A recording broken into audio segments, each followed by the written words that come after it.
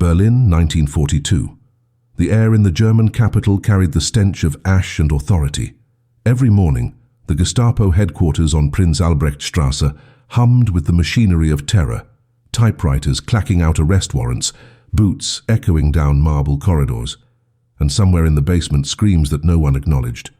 This was the nerve center of Nazi persecution, where decisions about life and death were made over coffee and cigarettes. But on one particular autumn evening, in a seized apartment in the Charlottenburg district, something impossible happened. A Gestapo officer stood frozen in a doorway, his hand still raised to knock, listening to piano music drifting through the walls.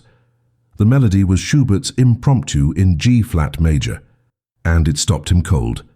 Because 23 years earlier, his mother had played that exact piece every Sunday morning in their home in Bavaria, her fingers dancing across ivory keys while young Heinrich watched from the doorway. She had died when he was 12, and he had not heard that music since. The woman playing was Helene Renner, a 31-year-old Jewish pianist who had once performed in the concert halls of Vienna and Prague. But those days were gone. Now she lived in a single room in an apartment building that had been designated for Jews awaiting deportation. Her Steinway grand piano, the only possession she had been allowed to keep, dominated the cramped space.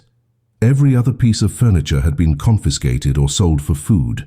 Her yellow star was sewn onto every coat she owned. Her ration card gave her half the calories of an Aryan citizen. And in 3 days, according to the list that Gestapo officer Heinrich Krause had reviewed that very morning, she was scheduled for transport to the east. The official euphemism was resettlement. The reality was Auschwitz. Krause knew this because he had processed 247 similar cases in the past 6 months alone. It was administrative work mostly. Names on lists, addresses verified, transportation logistics confirmed. He told himself he was just following orders, just doing his job in the machinery of the Reich. But now he stood outside Helene Renner's door, and his mother's favorite music poured through the cracks like a ghost. The Gestapo had sent him to perform a routine inspection. There had been reports of illegal food hoarding in the building. Standard procedure demanded he knock, enter, search the premises, and file a report. If he found violations, the occupant would be arrested immediately. If not, the deportation would proceed as scheduled. Either way, Helene Renner would be gone within 72 hours. Krause had executed this exact routine 43 times in the past month. He never hesitated. He never questioned. He never remembered the faces. But his hand would not move to knock on this door. The impromptu continued, flawless and heartbreaking. Helene played because it was the only thing she had left. Her parents had been taken in April. Her younger brother had disappeared after Kristallnacht. Her husband had been shot trying to cross into Switzerland. The piano was her last connection to the person she had been before the world collapsed. She played Schubert because he was Austrian like her, and because the music reminded her that beauty had once existed in the world. She played even though practicing was technically forbidden to Jews. She played even though her neighbors begged her to stop, terrified the sound would draw attention. She played because in 3 days she would be dead, and she knew it. Krause finally knocked. The music stopped instantly, replaced by the sound of rapid footsteps and a chair scraping back. When Helene opened the door, her face was pale, her hands shaking. She saw the uniform, the death's head insignia on the cap, the Gestapo identification badge. Every Jew in Berlin knew what that meant. This was the end. She stepped back automatically, her eyes on the floor, waiting for the order to gather her things. But Krause did not bark commands.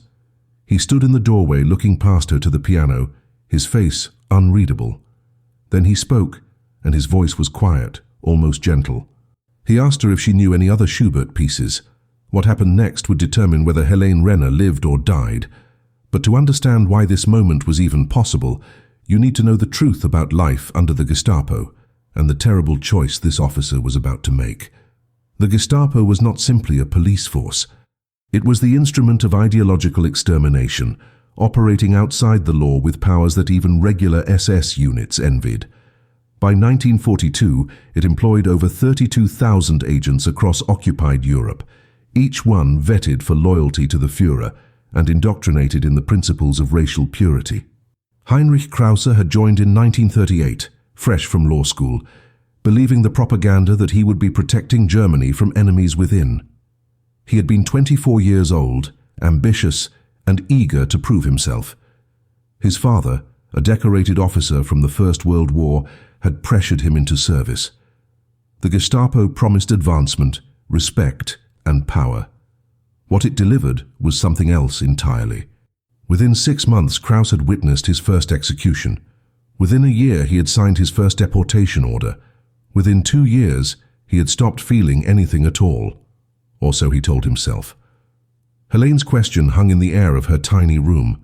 She had asked why he wanted to know about Schubert, her voice barely above a whisper, her body positioned between Krause and the piano as if she could somehow protect it.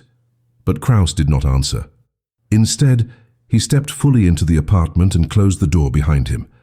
That simple act, closing the door during an inspection, was already a violation of protocol.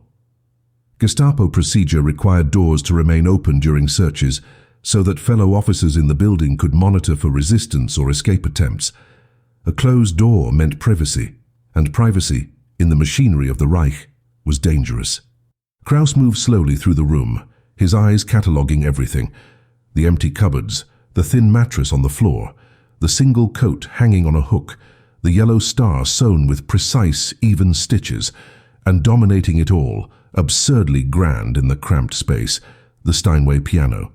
It was worth more than most Germans earned in 5 years. The fact that Helene still possessed it was unusual. Typically, valuables were confiscated immediately. The truth was that the piano had been overlooked during the initial seizures because the officers who cleared the building assumed it was too large to move and therefore worthless. They had taken the jewelry, the silverware, the paintings, the furs. But the piano stayed, bolted to the floor by its sheer weight, an accidental mercy in a system designed to permit none. Helene had been practicing 8 hours a day since her family was taken. It was compulsion, not hope. She knew the stories from the East. Everyone knew, even if no one spoke aloud about the camps. The deportation list was a death sentence written in bureaucratic language. She had already sewn her grandmother's wedding ring into the lining of her coat. She had already burned her diaries. She had already written goodbye letters to friends in America that she would never be able to send. The piano was her funeral rite, each piece a prayer for the person she had been. Krause finally spoke again, and this time his question was direct. He asked when she had learned to play Schubert's Impromptu in G-flat major. Helene hesitated, confused by the specificity, terrified of saying the wrong thing. Every word exchanged with the Gestapo was a potential trap. But something in Krause's tone, a crack in the official coldness, made her answer honestly. She told him she had learned it at 14 in Vienna from her teacher at the conservatory. She told him it was one of the first advanced pieces she had mastered, the one that made her believe she could become a real pianist. She did not tell him that her teacher, Professor Goldstein, had been beaten to death outside a synagogue in 1938. She did not tell him that the conservatory had expelled all Jewish students 3 years ago. She did not tell him that she played it now because it reminded her of a world where her life had value. Krause listened without interrupting, his face unreadable behind the mask of authority. Then he did something that shattered every regulation in the Gestapo handbook. He sat down on the single wooden chair in the room, the one Helene used when she played, and he asked her to play the Impromptu again, not as an order, as a request. Helene stared at him, her mind racing through possibilities. This was a test. It had to be a test. Perhaps he was evaluating her for some new regulation about Jewish cultural activities. Perhaps he was gathering evidence for her file. Perhaps this was psychological torture, one last moment of normalcy before the arrest. But his eyes, she noticed them now, grey and exhausted, did not look cruel. They looked haunted. And so, with trembling hands, Helene Renner sat at her piano and began to play for a Gestapo officer who had the power to send her to her death within the hour. The music filled the room like water filling a broken vessel, seeping into cracks that had been sealed for years. Krause closed his eyes as Helene played, and for the first time since his mother's funeral, he allowed himself to remember her fully. Not the sanitized memory he usually permitted, the dutiful son at the graveside, but the real memories. His mother laughing at the kitchen table, his mother humming while she cooked. His mother at the piano every Sunday, her hands moving across the keys with the same fluid grace he was witnessing now. She had been gentle in a way his father despised, soft-spoken in a household that valued military precision. She had died of tuberculosis when Krause was 12, and his father had remarried within 6 months to a woman who removed the piano from the house because it took up too much space. Krause had not thought about that piano in over a decade. He had trained himself not to think about weakness, about sentiment, about anything that interfered with duty. But Helene's playing shattered that discipline. Each note was perfect, technically flawless, but it was the emotion beneath the technique that destroyed him. She played with the desperation of someone who knew this might be the last time. Every phrase carried weight, every dynamic shift felt like a goodbye. Krause had heard plenty of music in his life. Military bands, opera performances attended for social obligation, radio broadcasts of Wagner that played in Gestapo offices to inspire proper Germanic spirit. But this was different. This was music played by someone who understood that art was not decoration or propaganda. It was survival. It was the only proof that remained of her humanity in a system designed to erase it. When she finished, the silence that followed felt heavier than sound. Helene kept her hands on the keys, her head bowed, waiting for whatever came next. She did not look at Krause. She could not bear to see the calculation in his face as he decided her fate. Krause opened his eyes and stood slowly, his officer's training reasserting itself like armor, sliding back into place. He should leave now. He should file his report. He should note that the inspection found no violations and that the occupant would be processed as scheduled in 3 days. That was the correct course of action. That was what every regulation demanded. But instead, he asked Helene a question that made no sense in the context of a Gestapo inspection. He asked if she had family waiting for her in the resettlement area. It was the kind of question designed to sound bureaucratic, almost kind, but both of them knew it was a lie wrapped in official language. There was no resettlement. There were only cattle cars and camps and chimneys that ran day and night. Helene looked up at him for the first time since she had started playing, and in that moment, they both understood that the pretense had collapsed. She told him the truth in a voice that shook but did not break. She said her parents were already gone, taken 4 months ago. She said her brother had disappeared. She said her husband was dead. She said she had no family left anywhere in the world. She said all of this without crying, because tears would accomplish nothing, and dignity was the only thing the Gestapo had not yet managed to confiscate. Krause listened, and something fundamental shifted in his chest. He had processed hundreds of deportation files, but they had always been abstractions, names on paper, numbers in ledgers, bureaucratic problems to solve efficiently. He had never allowed himself to see them as people, as mothers, as daughters, as women who played Schubert the way his own mother once had. What Krause did next would violate every oath he had sworn to the Reich. He told Helene that her name was on the deportation list for 3 days from now, transport number 73, departing at 6 in the morning from the Grunewald station. He told her this even though revealing operational details to Jews was punishable by immediate dismissal and potential arrest.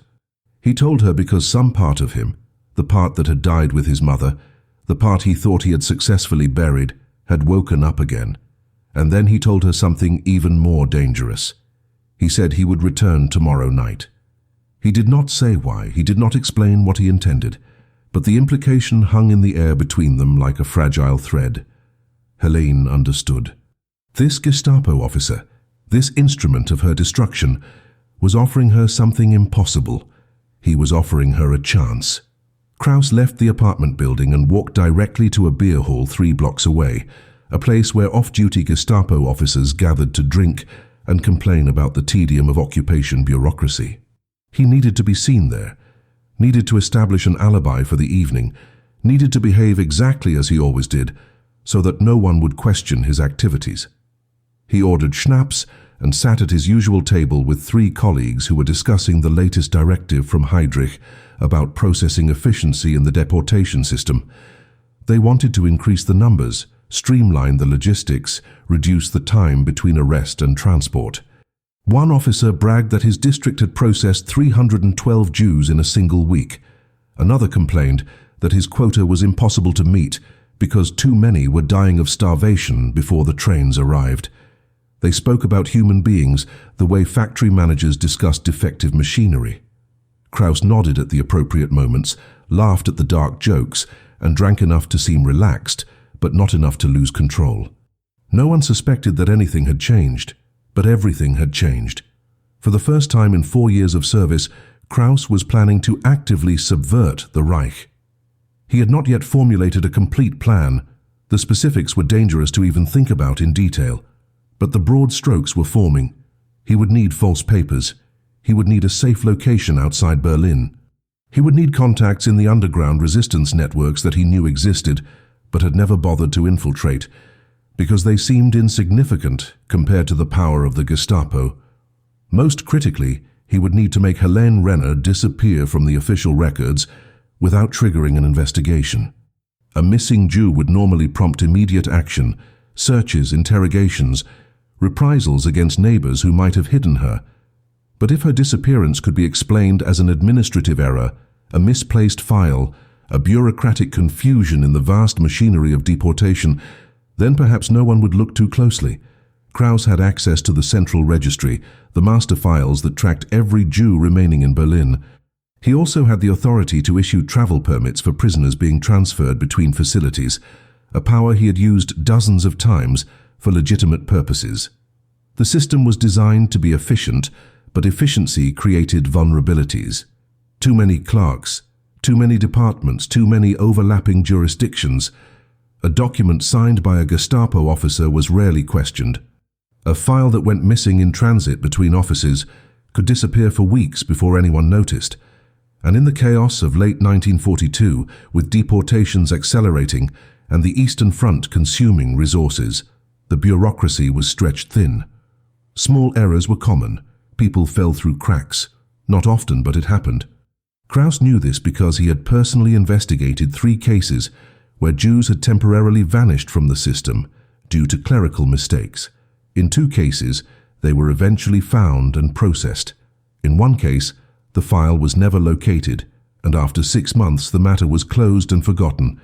That was the opening, that was the chance, but using it meant crossing a line from which there was no return. If Krause was caught helping a Jew escape, he would not simply be dismissed from the Gestapo. He would be arrested, tried for treason, and executed. His father, still alive and serving as a colonel in the Wehrmacht, would be disgraced. His younger sister, married to an SS officer, would face interrogation and suspicion. His entire family would be tainted by association. And for what? For one Jewish woman he had met for less than an hour? For a piece of music that reminded him of his dead mother? It was insane. It was suicidal. It violated everything he had been taught about loyalty, duty, and racial hierarchy. Every logical part of his mind screamed at him to walk away, to forget Helene Renner, to let the system function as designed. But when Krause returned to his apartment that night and lay awake in the darkness, he could still hear the impromptu in G-flat major. He could still see his mother's hands on the piano keys. He could still remember being 12 years old and believing that the world contained goodness, that music mattered, that beauty was worth preserving. The Reich had taught him to abandon those beliefs, to embrace hardness and efficiency and the ruthless logic of racial survival. But the music had opened a door he thought he had sealed forever. And on the other side of that door was a question he could no longer avoid.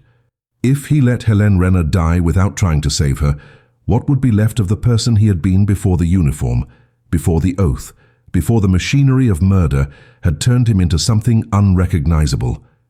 He did not have an answer. But by morning, he had made his decision. The next evening, Krause returned to Helene's apartment carrying a leather briefcase that contained items he had never imagined he would steal. Inside were blank travel permits, official Gestapo stamps, 2 sets of forged identity papers he had confiscated from a resistance cell 3 months earlier but never reported, and a map of safe houses in the countryside outside Berlin that he had memorized from interrogation files. He had spent the entire day in the records office, carefully altering Helene's deportation file. He changed her transport number from 73 to 89, a train that did not exist. He backdated her status to show she had already been processed 2 weeks earlier, sent to a labor camp in Poland that had been bombed by Soviet forces and lost all its records. He created a paper trail of confusion, a bureaucratic maze that would take weeks to untangle if anyone bothered to look. Then he submitted a routine request to have her apartment reassigned to an Aryan family, standard procedure after deportation. By the time anyone realized Helene Renner was not on any train and not in any camp, the trail would be cold and the system would assume she had died in transit or been lost in the chaos of war. But forgery was only half the plan. Krause also needed to move Helene out of Berlin entirely, which meant navigating checkpoints, patrols, and the ever-present risk of random identity inspections. Jews were forbidden from using public transportation without special permits. They were forbidden from leaving their designated districts without authorization. They were forbidden from being on the streets after 8 at night. Every rule was designed to make escape impossible, to create a cage with invisible bars. Krause's plan required Helene to become someone else entirely. The forged papers identified her as Margaret Hoffmann, a widow from Munich relocating to work in a munitions factory outside Brandenburg. The story was simple enough to be believable, but detailed enough to withstand casual scrutiny. She would travel with Krause, posing as a worker being transferred under Gestapo supervision. His uniform would be her shield. No one questioned a Gestapo officer escorting a civilian. It was routine, invisible. When Krause knocked on Helene's door that second night, she opened it immediately, as if she had been waiting by the entrance since he left. Her face was pale but composed, her hands steady. She had spent the past 24 hours in a state of suspended disbelief, unable to trust that the previous night had been real, that a Gestapo officer had actually promised to help her. She had expected him not to return. She had expected the knock on the door to be different officers, come to take her early. But here he was, briefcase in hand, speaking in the same quiet voice that had asked her about Schubert. He told her they had 2 hours to prepare. He told her she could bring nothing except what fit in a small travel bag. No photographs, no letters, nothing that connected her to her real identity, and absolutely no piano. That last instruction broke something in Helene's carefully maintained composure. The piano was the last piece of her former life, the only object that still carried the weight of who she had been before the Yellow Star, before the ghettos, before the fear. Leaving it meant severing the final thread connecting her to her parents, her husband, her brother, everyone she had lost. It meant admitting that Helene Renner, the pianist, was dead, and that whoever walked out of this apartment would be someone else entirely. Krause understood her hesitation without needing explanation. He had seen that look before, in other contexts, when people were forced to abandon everything. But he also knew that sentiment was a luxury neither of them could afford. He told her gently but firmly that the piano would actually help them. When the Gestapo came to clear the apartment for the new tenants, they would find it still there, exactly as recorded in the initial inventory. It would be evidence that the previous occupant had been properly processed and removed. An empty apartment would raise questions. An apartment with a piano too heavy to steal would suggest routine deportation. Helene nodded slowly, her eyes moving one last time across the Steinway that had been her companion through the worst months of her life. Then she turned away and began packing the small canvas bag Krause had brought. 2 dresses, 1 sweater, undergarments, a toothbrush, the coat with her grandmother's ring sewn into the lining. Nothing else. She moved through the motions mechanically, her pianist's hands that had trained for years to express emotion through music, now performing the simple task of folding clothing. Krause watched from the doorway, acutely aware that if anyone saw him here, if any neighbor looked out at the wrong moment, if any patrol passed by and grew suspicious, they would both be arrested within minutes. Every second in that apartment increased the danger. But he waited patiently, allowing Helene the dignity of this final goodbye to the life she would never reclaim. They left the apartment at exactly 7:45 in the evening, 15 minutes before curfew, when the streets were still busy enough that one more person would not attract attention, but empty enough that Krause's uniform would discourage questions. Helene wore the forged papers in her coat pocket and the yellow star removed from her clothing, replaced by a plain grey dress that made her look like any other German civilian. Krause had insisted she burn the star in the apartment's small stove before they left, watching to ensure every thread was consumed by flame.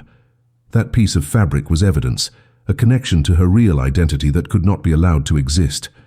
As they descended the stairs, Helene kept her eyes down, her body language submissive, playing the role of a frightened worker being escorted by authority. No one they passed gave them a second glance. A Gestapo officer and a civilian woman were an unremarkable sight in wartime Berlin. The first checkpoint came 3 blocks from her apartment building, a routine inspection point manned by 2 Wehrmacht soldiers checking identification papers and travel permits.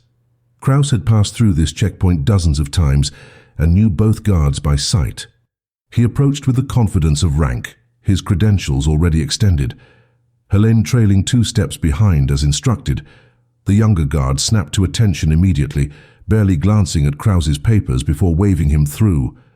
But the older guard, a veteran with a scarred face and suspicious eyes, stopped them. He asked where they were going. Krause explained in a bored tone that he was transferring a factory worker to Brandenburg. Routine labor reallocation, standard wartime logistics. The guard asked to see Helene's papers. This was the first real test. If the forgery was flawed, if any detail was incorrect, if Helene showed any sign of panic, it would end here. Helene handed over the papers with steady hands, her face blank, her breathing controlled. The guard examined them carefully, comparing the photograph to her face, checking the stamps, reading the employment authorization. Seconds stretched into what felt like hours. Krause remained perfectly still, his expression one of mild irritation at the delay, as if he had far more important matters to attend to than standing at a checkpoint. Finally, the guard handed back the papers and nodded them through. Helene did not react. She simply took the documents, returned them to her pocket, and followed Krause across the checkpoint line. Only when they had walked another full block did Krause notice she was trembling. He did not acknowledge it. Showing concern would break the illusion that she was merely cargo being transported. They had to maintain the performance until they were clear of the city entirely. The train station at Charlottenburg was crowded with soldiers on leave, workers heading to night shifts, and families displaced by bombing raids. Krause had chosen this station specifically because it was chaotic, understaffed, and too busy for thorough inspections. He purchased 2 tickets to Brandenburg using cash rather than official requisition forms, another small detail that would help obscure the trail. They boarded a third-class carriage filled with exhausted laborers who paid no attention to anyone else. Helene took a seat by the window, and Krause sat across from her, positioning himself so that his uniform was visible to anyone who glanced into the compartment. The message was clear. This woman was under official supervision. Do not interfere. Do not ask questions. The train lurched forward at 8:30, pulling away from Berlin as darkness settled over the ruined city. For the next 2 hours, neither of them spoke. Helene stared out the window at the passing landscape, watching the scattered lights of villages and farms flicker by in the darkness. She was leaving behind everything she had ever known, the city where she had grown up, the streets she had walked as a child, the concert halls where she had performed, the graves of her family that she would never visit again. She was becoming Margaret Hoffmann, a woman with no past, no talent, no identity, beyond what the forged papers claimed. The pianist Helene Renner was being erased as thoroughly as if she had boarded the deportation train to Auschwitz. Krause watched her reflection in the window glass and wondered if he had saved her or simply transformed her execution into a slower, lonelier kind of death. But there was no turning back now. The forgery was complete.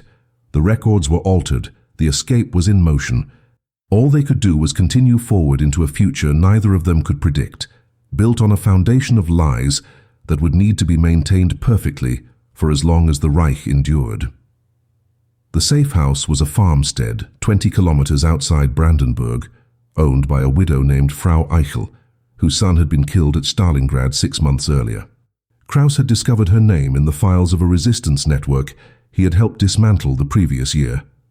Most of the cell had been arrested and executed, but Frau Eichel had never been directly implicated. Her farm had been used to hide deserters and forge ration cards, small acts of defiance that the Gestapo had noted but never pursued because she had no remaining family to threaten, and her property produced food that the Reich needed. Krause had memorized her address during the investigation, filed it away as potentially useful information, never imagining he would use it for this purpose. When they arrived at her door near midnight, she opened it without surprise, as if she had been expecting them. She looked at Krause's uniform, then at Helene's terrified face, and understood immediately what was being asked of her. Frau Eichel did not ask questions. She simply stepped aside and let them enter, then bolted the door behind them. Her farmhouse was sparse and cold, heated only by a single wood stove in the kitchen. She offered them ersatz coffee and bread, then showed Helene to a small room at the back of the house that had belonged to her son. The room still contained his belongings: a narrow bed, a bookshelf filled with adventure novels, a photograph of him in Wehrmacht uniform hanging above the dresser. Frau Eichel explained in a flat, emotionless voice that Helene would need to stay hidden during daylight hours. The farm was isolated, but neighbors occasionally visited, and the local Nazi Party officials conducted random inspections to ensure agricultural quotas were being met. If anyone saw Helene, if anyone asked questions, the entire arrangement would collapse. Helene would be arrested, Frau Eichel would be arrested, and Krause would be executed for treason. Krause stayed only long enough to ensure Helene was settled and to provide Frau Eichel with money for food and bribes. He gave her enough Reichsmarks to sustain an additional person for 3 months, though none of them voiced the question of what would happen after that. 3 months assumed the war might shift, that the Eastern Front might collapse, that the Reich's obsession with exterminating Jews might ease as military priorities consumed resources. It was desperate optimism masquerading as a plan. Before Krause left, Helene stopped him at the door. She asked the question she had been too afraid to voice until now. She asked why he was doing this. Why risk everything for a stranger, for a Jew, for someone the Reich had declared subhuman and expendable? Krause did not have a good answer. He could not explain that her piano playing had resurrected memories he had buried for a decade. He could not explain that saving her felt like saving some small piece of his mother, some fragment of the world before the uniform and the oath and the machinery of murder. Instead, he told Helene something simpler and more honest. He said that he had signed deportation orders for 247 people in the past 6 months, and he had never once allowed himself to see them as human beings. He had processed them like paperwork, like administrative problems to be solved efficiently. But when he heard her play Schubert, when he saw her face and understood that she was someone's daughter, someone's wife, someone who had once sat in a conservatory and dreamed of a future that no longer existed, he could not maintain that distance anymore. He could not pretend that what he was participating in was justice or duty or anything other than industrial murder. Saving her would not absolve him of the 247 lives he had already helped destroy.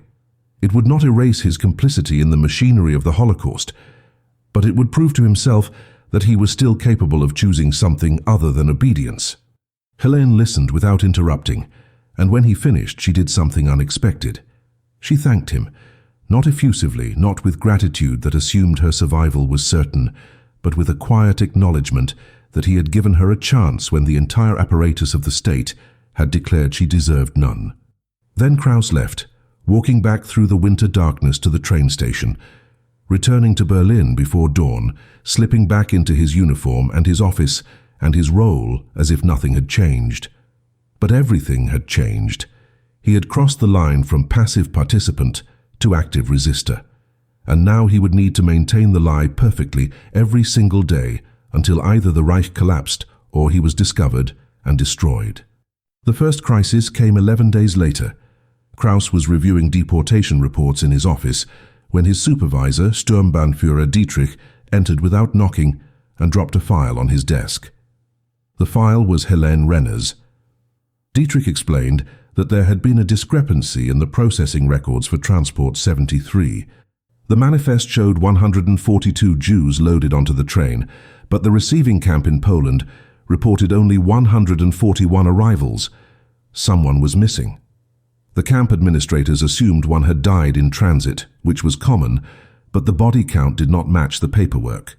Headquarters wanted an accounting. They wanted to know which name was unaccounted for.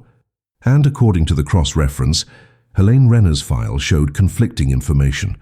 One document indicated she had been processed on Transport 89, but Transport 89 did not exist. It was a clerical error, obviously, but errors needed to be investigated and corrected. Krause kept his expression neutral as Dietrich spoke, his heart hammering against his ribs while his face remained professionally bored. He told Dietrich he would look into it immediately. That bureaucratic confusion was unfortunately common given the volume of deportations they were processing. He suggested that Renner had likely been reassigned to a different transport at the last minute due to overcrowding, a routine occurrence that sometimes created duplicate paperwork. Dietrich accepted this explanation with a grunt of annoyance, more irritated by the administrative hassle than concerned about the missing Jew. He told Krause to resolve the discrepancy within 48 hours and update the master registry accordingly. Then he left, and Krause sat alone in his office staring at Helene's file, calculating how much time he had before the investigation expanded beyond his control. 48 hours was not enough time to create a believable paper trail that would satisfy a thorough audit. But it was enough time to muddy the waters further, to create additional layers of confusion that would make the investigation too tedious to pursue. Krause spent the next 2 days manufacturing chaos. He altered 3 other files to show similar transport discrepancies, creating the impression of systemic clerical failure rather than a single anomaly. He submitted a memo blaming the errors on a clerk who had been transferred to the Eastern Front, conveniently beyond reach for questioning. He forged a communication from the receiving camp stating that they had located the missing Jew's death certificate, filed under a misspelled name due to Polish administrative incompetence. The document was entirely fabricated, but it bore the correct stamps and signatures, copied from legitimate correspondence. When Dietrich reviewed Krause's findings, he barely glanced at the details before approving the resolution and moving on to more pressing matters. But the incident left Krause deeply shaken. He had known intellectually that helping Helene escape carried enormous risk, but experiencing the investigation firsthand made the danger viscerally real. One clerical review, one suspicious superior, one routine audit could unravel everything. And if the investigation had continued, if Dietrich had decided to personally verify the death certificate with the camp administrators, if headquarters had demanded physical evidence of a body, the entire fabrication would have collapsed within days. Krause would have been arrested, interrogated, and executed. His family would have been investigated and likely imprisoned. And Helene would have been hunted down at the farm, dragged back to Berlin, and deported on the next available transport. The margin of error was terrifyingly thin. Success depended not on brilliance or careful planning, but on the Reich's bureaucratic chaos and the indifference of overworked officials who cared more about meeting quotas than verifying individual cases. That night, Krause visited the farm for the second time. He needed to warn Helene that the risk had increased, that staying hidden was more critical than ever. When he arrived, Frau Eichel informed him that Helene had been ill for 3 days, running a fever and coughing blood. There was no doctor they could call without raising suspicion. No medicine available without ration cards that Margaret Hoffman's forged identity could not justify. Helene was lying in the small bedroom, her face flushed with fever, her breathing shallow and labored. She had developed pneumonia, likely from the stress and cold and malnutrition that had weakened her body during months of deprivation in the ghetto. Krause stood in the doorway watching her struggle to breathe, and he understood with terrible clarity that saving Helene from the gas chambers meant nothing if she died of illness in a freezing farmhouse. He had given her a chance to survive, but survival required more than forged papers and hiding places. It required resources he could not provide without exposing them both.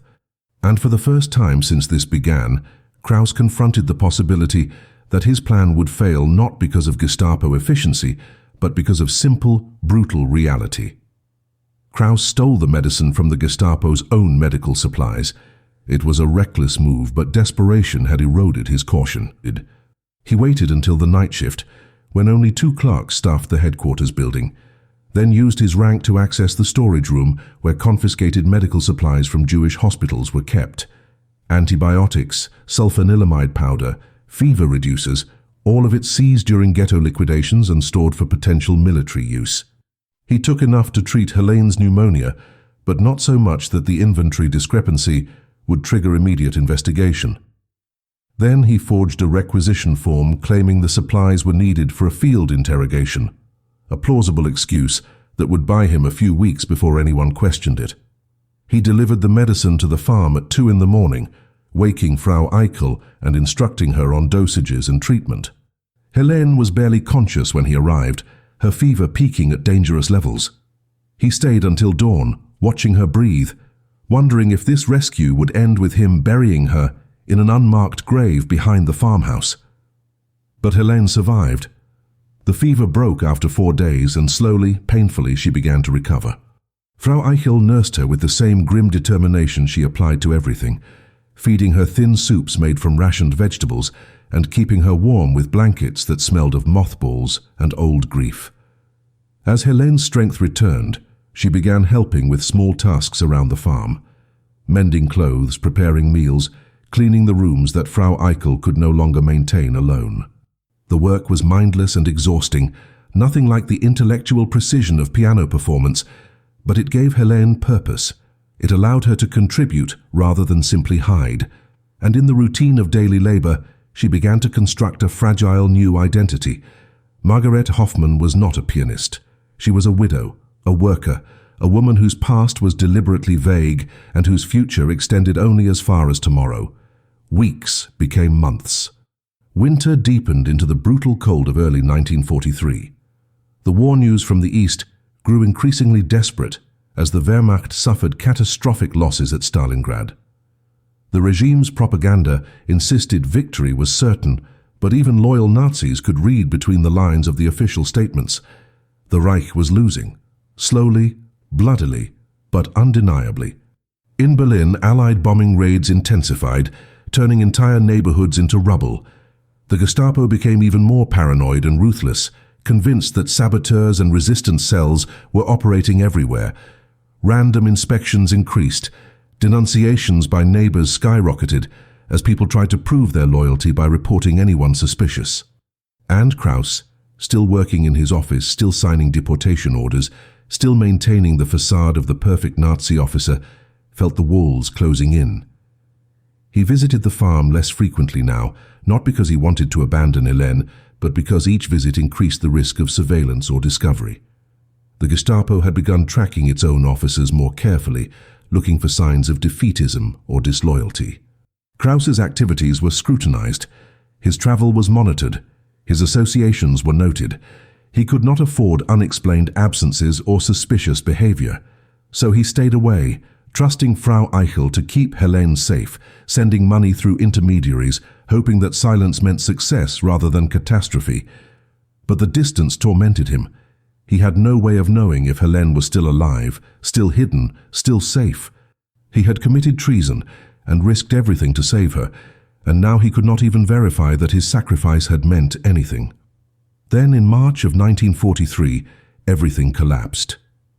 Krause was arrested, not for helping Helene, the Gestapo still had no knowledge of that, but for a completely unrelated matter.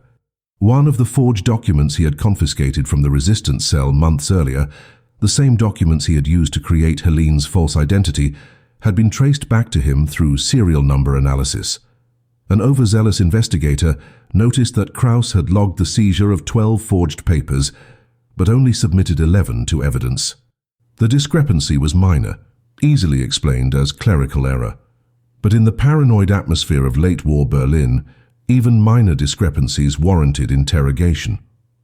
Krause was placed under house arrest while his records were audited, his apartment searched, his activities reviewed. If the investigation was thorough, if they examined every file he had touched, every document he had altered, every case he had closed, they would eventually find Helene Renner's fabricated death certificate and the non-existent Transport 89. Krause had perhaps 72 hours before the full audit revealed his crimes, 72 hours before his execution became inevitable. He could not warn Helene. He could not contact Frau Eichel. He could not do anything except sit in his apartment under guard and wait for the machinery of Reich justice to grind toward its conclusion. But even in those final hours, trapped and helpless, he felt something unexpected. Not regret, not fear of death, but a strange, quiet satisfaction. He had saved one life. In a system designed to exterminate millions, he had personally rescued one Jewish woman from the gas chambers. The Gestapo would execute him for treason. History would record him, if it recorded him at all, as a Nazi officer who got what he deserved. But he knew the truth, and in the end, that knowledge was enough. The audit never happened. On the fourth day of Krause's house arrest, Allied bombers struck Berlin in one of the heaviest raids of the war. The Gestapo headquarters on Prinz Albrechtstrasse took a direct hit, and the entire records division was destroyed. Thousands of files burned, including the evidence logs that would have exposed Krause's theft of the forged documents. In the chaos that followed, the fires, the casualties, the scramble to relocate operations, Krause's case was forgotten. He was quietly released and reassigned to administrative duties in a bunker beneath the city, processing reports about partisan activity in occupied territories. The investigator who had flagged the discrepancy died in the bombing. The supervisor who had ordered the audit was transferred to the Eastern Front, and Krause, against all probability, survived. He never learned whether the destruction of the records was luck or something more, whether some fragment of divine intervention had spared him at the exact moment when discovery seemed inevitable. He never saw Helene again. After his release, returning to the farm was impossible. He was being watched too closely, his movements tracked, his loyalty questioned. Any contact with Frau Eichel would endanger them all. So he stayed silent and continued his work, processing paperwork in the bunker, while Berlin burned above him, wondering every day whether Helene was still alive, or whether the farm had been raided, whether Frau Eichel had been arrested, whether his one act of defiance had ultimately failed. The war ground on through 1944 and into 1945, each month bringing new horrors, new defeats, new evidence that the Reich was collapsing. Krause witnessed the final desperate months from his underground office, watching officers burn documents and flee westward as Soviet forces closed in on the capital. When Berlin finally fell in May of 1945, Krause destroyed his Gestapo identification, changed into civilian clothes, and disappeared into the refugee masses flooding out of the ruined city. He was captured by American forces 3 weeks later and interned in a POW camp for low-level Nazi officials. During interrogation, he admitted his rank but claimed to have worked only in administrative capacities, processing paperwork, nothing more. The Americans had no evidence linking him to specific war crimes. The records that might have documented his role in deportations had burned in the bombing raids. Without proof, without witnesses, without documentation, he was classified as a minor functionary and released after 2 years. He moved to West Germany, changed his name, and spent the rest of his life working as an accountant in Frankfurt. He never married, he never spoke about the war, and he never played music. Helene survived. She remained hidden at Frau Eichel's farm through the entire war, nearly 3 years living as Margaret Hoffmann, the widow from Munich who had lost everything in the bombing. When Soviet forces liberated the area in April of 1945, Helene did not immediately reveal her true identity. The confusion of liberation, the chaos of displaced persons, the complicated politics of Soviet occupation, all of it made disclosure dangerous. She waited 6 months before approaching the Allied authorities and explaining who she really was.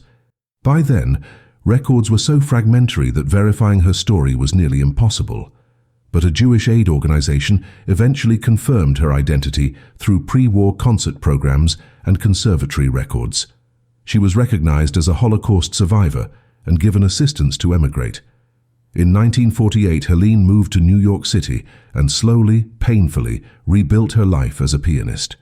She gave private lessons, performed in small venues, and eventually joined the faculty at a music conservatory in Manhattan.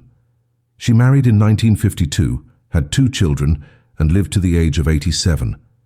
She never spoke publicly about Krause. When students or journalists asked about her survival, she mentioned the kindness of a German woman who hid her but never elaborated. The story of the Gestapo officer who saved her life because of Schubert remained private, shared only with her children in whispered conversations late at night. She died in 2004, and her obituary in the New York Times mentioned her wartime survival but provided no details. Krause died in 1973 of a heart attack in his Frankfurt apartment. He was found 3 days later by neighbors who noticed his mail accumulating. Among his possessions was a single photograph, yellow with age, showing a woman playing piano. The photograph was unlabeled and undated, and when his landlord cleared the apartment, it was thrown away with the rest of his belongings. No one knew who the woman was. No one knew why he kept it.